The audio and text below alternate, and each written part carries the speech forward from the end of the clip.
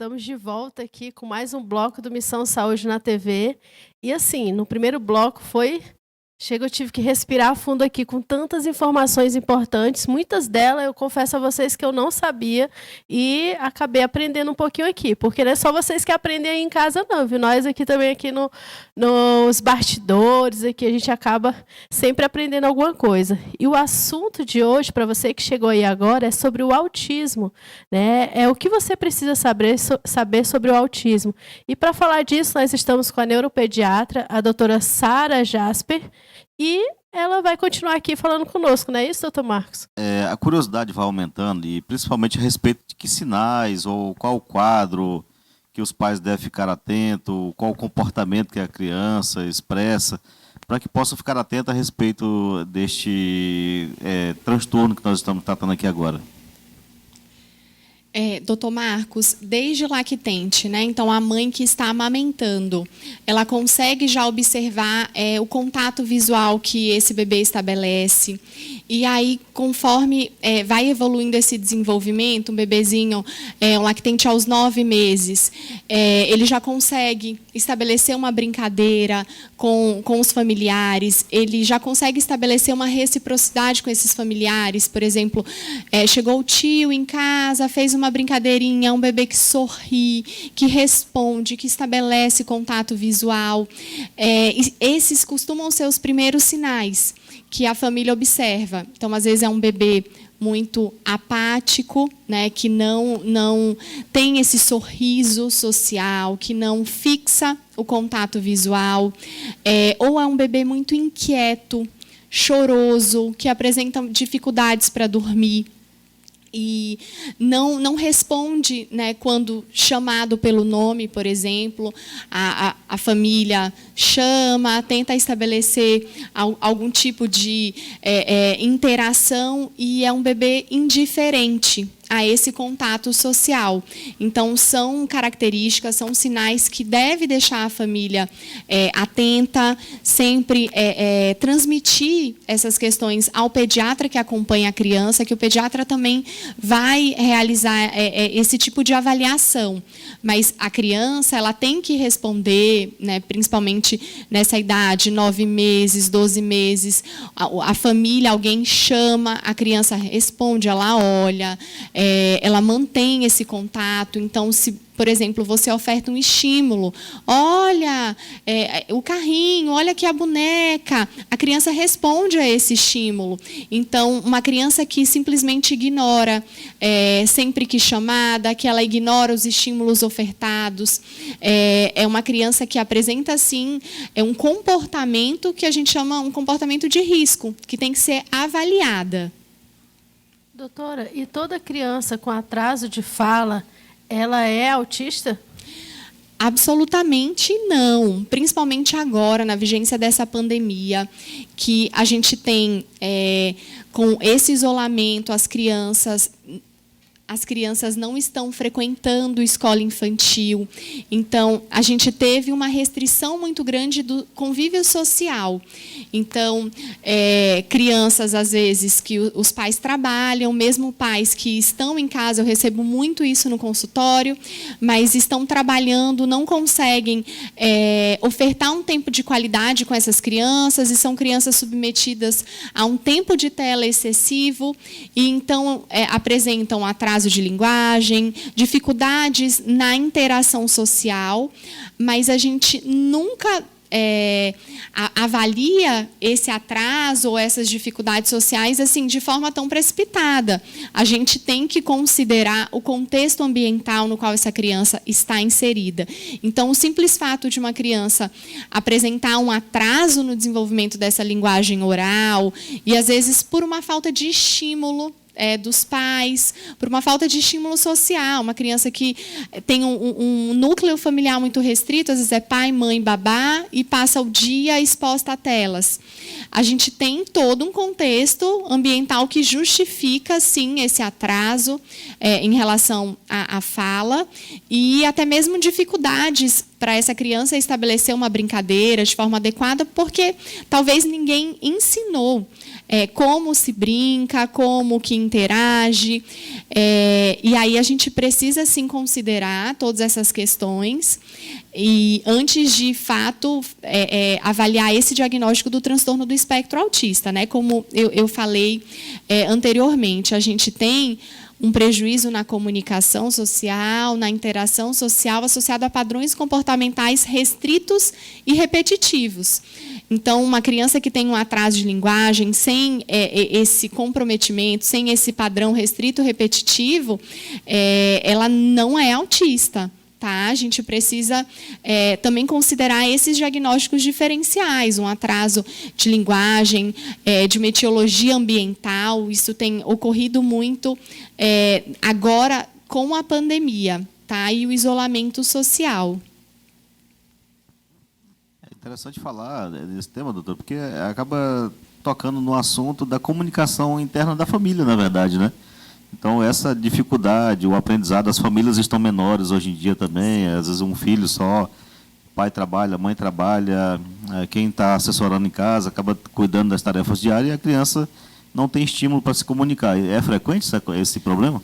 Isso é muito frequente e, como a gente havia conversado, às vezes os pais, por não conhecer, de fato, o desenvolvimento infantil, eles acreditam que estão fazendo o melhor para os seus filhos, oferecendo um tablet e deixando a criança exposta a essas telas, ou então vai assistir um desenho que é educativo, vai aprender o alfabeto, sendo que não está ensinando o básico, estabelecer uma comunicação social, estabelecer uma brincadeira com a criança. Então, a gente tem, sim, essa questão que é muito importante para o desenvolvimento infantil, que é o estímulo. O ambiente tem que ser favorável, tem que ser adequado para um desenvolvimento dentro desses padrões da normalidade. Então, é muito importante que os pais compreendam, né, que a criança, ela vai brincar de forma adequada quando alguém a ensina. Então, ela não vai simplesmente pegar a bonequinha, dar comidinha na boca da boneca, sem que ninguém a tenha ensinado a fazer isso. Então, os pais têm que brincar, sim, com as crianças, ensinar as crianças a compartilhar essas brincadeiras, não só ofertar telas, que é o celular e o tablet, porque as crianças precisam desses estímulos. Doutora, e a partir de que idade pode ser feito o diagnóstico do autismo? Muito boa pergunta, Dármina, porque antigamente, né, as pessoas estabeleciam uma idade. O diagnóstico só pode ser estabelecido após os 3 anos. Eu já ouvi até de pais que foram em outros especialistas que estabeleceram, não, só pode ser fechado o diagnóstico a partir dos 6 anos. Na verdade, isso não existe. Tá? O diagnóstico ele deve ser o mais precoce possível. Então, a gente tem que tentar estabelecer esse diagnóstico de forma muito precoce, mas, claro, respeitando esses critérios diagnósticos. E quando a gente tem um lactente, por exemplo, de 15 meses, ainda que ele apresente um prejuízo na comunicação social, na interação social, associado a padrões comportamentais restritos e repetitivos, a gente compreende que as demandas sociais daquela criança talvez ainda não foram adequadas para aquele desenvolvimento. Então, uma criança que talvez ainda não foi exposta a uma escolinha infantil, é uma criança que talvez não teve estímulos adequados. Então, é muito importante assim, ter esse objetivo, esse alvo, diagnóstico precoce, mas também a gente tem que respeitar algumas etapas do desenvolvimento. A gente não olha para um bebê, para um lactente de 12 meses, porque ele não estabelece o contato visual, porque ele apresenta dificuldades, às vezes alguns padrões repetitivos, e de forma muito precipitada a gente fecha o diagnóstico. Não.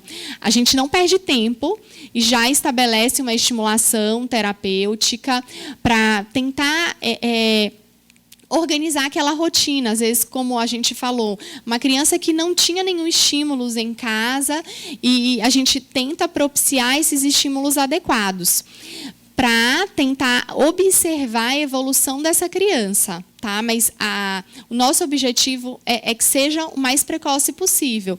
E a gente consegue, né, observar bem essa questão do ambiente, dos contextos sociais dessa criança, escolinha infantil. É uma idade muito tranquila, por exemplo, de fazer isso por volta dos 2 anos. Tá? Então, não existe isso de um tempo estimado. A gente tenta fazer de forma mais precoce, mas devido a essa questão das demandas sociais, a idade que a gente costuma realizar esse diagnóstico é por volta dos 2 anos. Mas não existe assim, nenhum critério, tá, rígido que estabeleça, não é possível se fechar um diagnóstico de um lactente de 18 meses. Não, é possível sim. É que a gente costuma esperar, estabelecer a estimulação terapêutica e esperar um pouquinho para avaliar as respostas dessa criança. Agora, pensando em fechar diagnóstico, doutora, existe algum exame padrão ouro, ou um exame que seja importante fazer? Quando se fala de alguma alteração de quadro ou algum transtorno, os familiares, até colegas médicos também, da área de saúde, já pensam logo em exames para fechar diagnóstico. Tem, no caso do transtorno do espectro autista, tem algum exame padrão ouro, laboratorial ou de imagem? Doutor Marcos, essa questão do diagnóstico é uma grande dificuldade, né? Até mesmo na questão de aceitação dos pais, porque não existe nenhum marcador biológico até o atual momento. Existem estudos utilizando eletroencefalograma, utilizando ressonância funcional. Existem estudos em andamento, mas, de fato, até o atual momento, não há nenhum marcador. Então, é um diagnóstico clínico. O diagnóstico é clínico, a gente utiliza, como eu falei, os critérios diagnósticos do DSM-5, do manual, né? E a gente utiliza também alguns protocolos, algumas escalas em que a gente realiza essa avaliação com a criança. Então, tem inúmeras escalas de acordo com a idade da criança, tem a CASA, a ATA, a Protea. Então, a gente utiliza esses testes para nos auxiliar nesse diagnóstico clínico. E é claro que é muito importante a gente realizar alguns diagnósticos diferenciais, tentar afastar algumas condições, como, por exemplo, né, déficit sensorial auditivo. Então, se é uma criança que os pais chamam, não atende, ela não responde quando solicitada, ignora todos os comandos, é muito importante a realização de uma avaliação auditiva. Então, essa questão dos protocolos, dos exames, isso costuma ser muito individualizado para cada criança, como eu falei, né, um espectro, há uma variabilidade. Então, nessas crianças que ignoram, que não atendem quando chamadas, é muito importante, eu sempre solicito uma avaliação auditiva. E aí, de acordo com o quadro clínico, a gente vai avaliar outros exames, né, como a ressonância de encéfalo, se é uma criança que tem também uma macrocefalia, um perímetro cefálico acima da curva. É importante, sim, a gente está investigando o transtorno do espectro, a gente avaliar essa neuroimagem. O eletroencefalograma a gente solicita também, em alguns casos. Tem alguns casos em que a gente desconfia de alguma síndrome genética, né? O TEA, ele tem uma forte associação com síndromes genéticas, já foram mapeados mais de 102 genes. Então, se eu desconfio, por exemplo, do X frágil, né, eu vou solicitar o cariótipo, mas a pesquisa do X frágil. veio negativa, mas é uma criança que apresenta dismorfias, tem muitas alterações fenotípicas. A gente vai progredindo essa investigação, tem o SNP Array, atualmente já existe um painel genético, chama Painel Genético para o Autismo, tem exoma, então a gente vai progredindo de acordo com cada caso, mas assim, de forma geral, não existe nenhum marcador, nenhum exame específico. Tá? De acordo com o caso, a gente vai avaliar, mas existem alguns protocolos, por exemplo, que até estabelecem, né, que essa questão da investigação genética básica, o cariótipo, o X-frágil, deveria ser solicitado para todas as crianças. Infelizmente, não é a realidade da nossa região. Os pais têm inúmeras dificuldades para a realização desses exames, mesmo quem tem convênio, é difícil, às vezes, a liberação. Então, aqui é bem difícil a realização desses exames genéticos. Mas, de acordo com o caso, a gente vai avaliando a necessidade de cada criança, assim, de realizar uma investigação complementar. Até porque eu acredito assim, que tem muitos casos que só ali a clínica, de uma maneira geral, você já consegue fechar, né, doutora? Isso mesmo, Dármina. Tem algumas crianças assim que apresentam um quadro muito clássico. E os pais também já observam essas dificuldades e eles querem mesmo um diagnóstico para nortear esse tratamento. Então, tem algumas crianças assim que o diagnóstico é mais simples. Mas outras crianças, principalmente quando há uma dificuldade muito grande dos pais de conseguir visualizar, ter a percepção dessas dificuldades, às vezes é um caminho mais moroso esse diagnóstico. Então, a gente conta também com o auxílio, que é de suma importância, da equipe multidisciplinar, que é a fonoaudióloga, a terapeuta ocupacional, a psicóloga, a psicopedagoga, que nos auxilia na compreensão dessas características, porque faz parte, né, lá dos critérios do DSM. Então, é a criança que apresenta aquelas dificuldades em múltiplos contextos sociais. Então, é importante eu entender o comportamento dessa criança com outros profissionais, em outros contextos, como que ela se comporta na escola. E essa questão, assim, como foi falado, do diagnóstico, de não haver nenhum marcador. Então, para alguns pais é muito difícil de aceitar. Então, por que o meu filho tem o transtorno do espectro, os exames vieram todos normais, eu acho que é só porque ele é tímido, ou porque o primo atrasou a linguagem. Então, é uma dificuldade e que eu costumo sempre orientar a família. Não é uma escolha dos pais. Eu escolho que o meu filho tem uma dificuldade ou não. Não é, os pais não têm essa escolha. A obrigação dos pais é buscar um avanço, buscar um desenvolvimento satisfatório para os seus filhos. Então, cada criança nasce de um jeito. Se aquela criança apresenta dificuldades, tem dificuldades na sua comunicação, na sua interação, padrões restritos e repetitivos, não cabe aos pais essa decisão. O meu filho tem um transtorno do neurodesenvolvimento ou o meu filho não tem. Que, infelizmente, essa questão ainda é uma barreira muito grande. E muitas famílias, assim, não aceitam o diagnóstico, não realizam nenhum tipo de tratamento, porque, às vezes, os familiares se acham nesse direito. Não, o meu filho não tem isso que você está falando. E a criança que é o grande prejudicado, porque é uma criança que não vai receber os estímulos adequados, estímulos que ela necessita para apresentar um desenvolvimento, para evoluir, para aprender novas habilidades. Então, não é uma escolha.